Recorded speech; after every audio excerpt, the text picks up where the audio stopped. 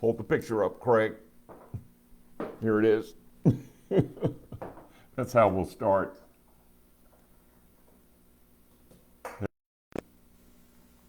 The picture.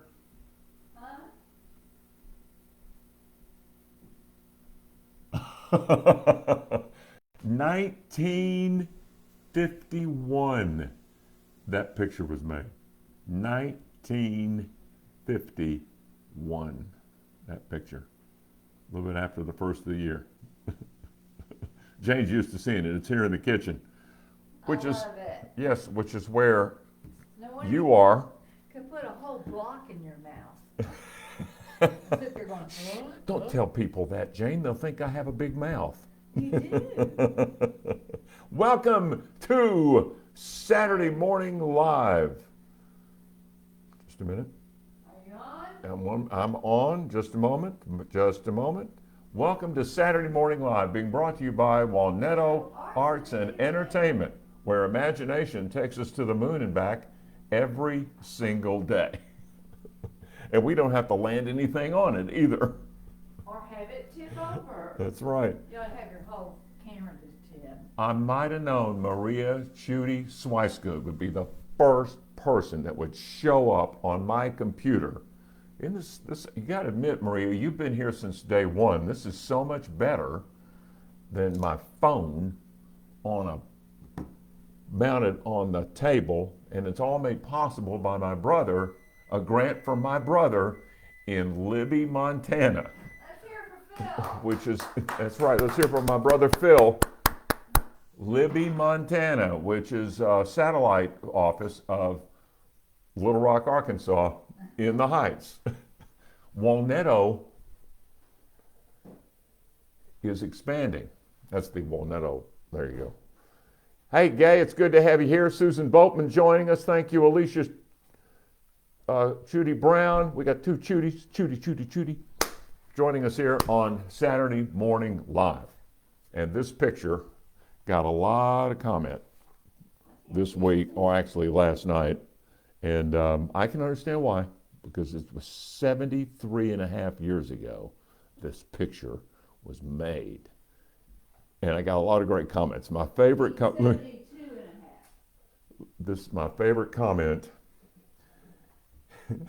came from Caitlin Barger.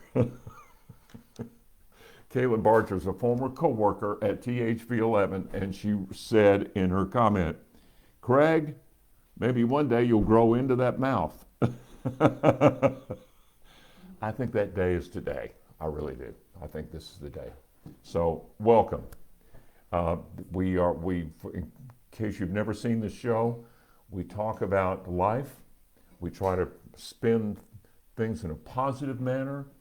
We try to inspire you. And we raise issues and talk about issues of our day. And the first issue, as Jane prepares breakfast, is about worms. Are you aware of what's happening in our country today? That, what? Wait a minute, Jane. Sorry, I don't want to take over your show. Well, you just did. Everybody's going to want to know what this is. Look at this. Before I talk about worms, let's talk about hope. Let's talk about Jane and hope. That's the Emily Dickinson poem. Hope is a thing with feathers that nestles in your soul. And that has the entire poem on it. That's a drawing I did. And behind his big old head is a painting. That's awesome. Jane's showing off her work. Isn't that beautiful? Perches in the soul or nestles in the soul? I think it perches in the soul. What is? Hope Oh. is a thing with feathers that perches in the soul. Perches in the soul. And sings the tune without the words and never stops at all. And sweetest in the gale is heard. And I won't read the whole thing because I just took on. No, I can read the whole thing. I can read it. Who doesn't need hope today? Hope is a thing. With feathers. Here's what she says. And I love reading this because it's Emily Dickinson. Hope is a thing with feathers that perches in the soul and sings the tune without the words and never stops at all.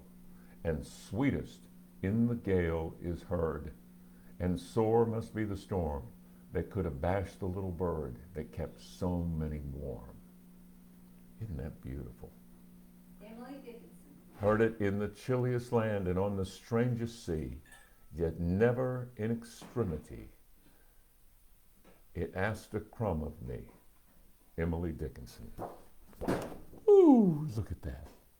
Isn't that beautiful?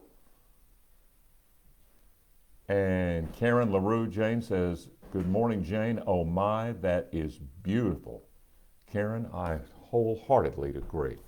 And now, post that on my Facebook. Jane will now post that on her Facebook, and thousands will respond. And now let's get back to the issue that many of you are worried about. Invasive worms. Do you realize that our worm population has been taken over by invasive species? 73% of earthworms in America today are from out of this country. 27% of earthworms are native born. The rest, invasive species. What did it? Well, according to this article I read in the paper, it's vermicomposting and fishing. Yes, chances are when you went fishing, you were being un-American. I don't want to point fingers, but I will tell you, here's what we're going to do about this. We're going to build a wall. It's going to be that high, and it'll be submerged in the ground.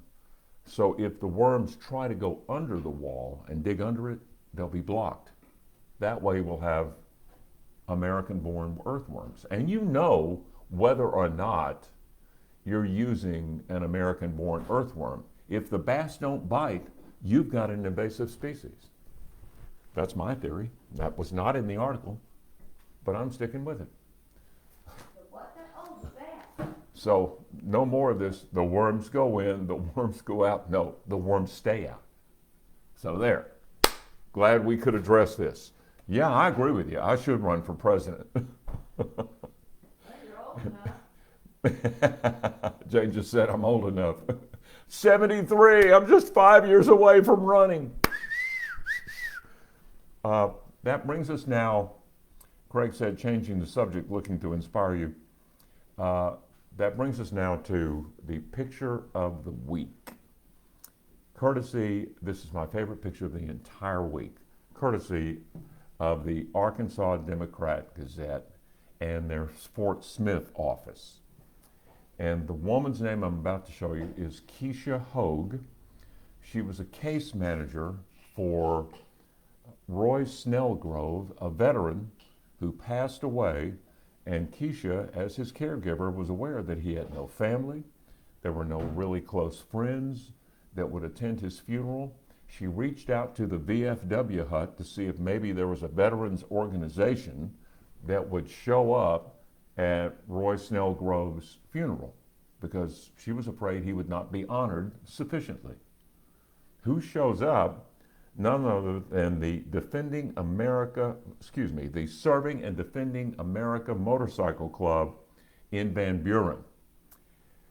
And this is the picture that came about. And I love this picture. Here we go. This is Keisha sitting on the bench being presented with the flag by a representative of the motorcycle group. Now, here's why I love this picture. If you saw either one of these two people at the store, Walmart, wherever, we would tend to think that they would not be compatible, that this picture would never be possible. But there is the largely conservative motorcycle rider handing a flag to Keisha, who has already shown the compassion of a liberal, and two people coming together with the American flag between them in honor of a fellow veteran. Is that not the greatest picture in the world? That could win a Nobel, I think. Democrat Gazette, if you're listening, you need to submit this picture. You could win the Nobel Prize in photography. I think, anyway. Just absolutely beautiful. Picture of the week. Yep, picture of the week, you all. Beats that one. Sweet. Shout outs. Let's do some shout outs real quick. To Diana Venable Billings, it is sweet. And to Susan Boatman, awesome. Thank you all for joining us. To Sheila Hall Gardner, who absolutely loved it. Thank you. Shout outs also going to Arkansas Hospice. Oh my gosh. I spoke to this group on Thursday, and what a story. They started out with absolutely nothing. And by the year 2000, they were ready to finally get enough funding to open their doors and, with volunteers, start serving people as they make the transition from life to the afterlife, to the forever. And it was a slow start. Funding was the issue, but they got it. In 24 years, they have served now over 45,000 patients. Think of the families who've been honored to be with their loved ones on that loved one's final day. Ooh, I just realized I'm talking about funerals a little bit too much. Well, okay, let's go with it. But this is a way to salute Arkansas Hospice. Here's another way to frame this. Arkansas Hospice serves 6,500 patients a day, and it's largely volunteer. Now, they get foundation money. They also get trust funds that are bequeathed to them, and they get by on that, but they are largely there to serve us, Arkansas Hospice. Thank you. Next shout out goes to starts with Amy Grant. Angie Grant. Who was Amy? Oh, Amy Grant, the musical star. No, Angie Grant Elementary. It's in, does anybody know? Anyone? Anyone? It's in Bryant. Scott Covert would know that. And by the way, Scott Covert is watching. And Scott, I will tell you, there are towns in Arkansas that I did not know existed until you all do storm coverage. Amazing. Absolutely amazing. I'm born and bred here, just like you, and I didn't know these towns. Now, I knew about Parker's Chapel. There was another one I saw recently on a storm, when you all showed the storm.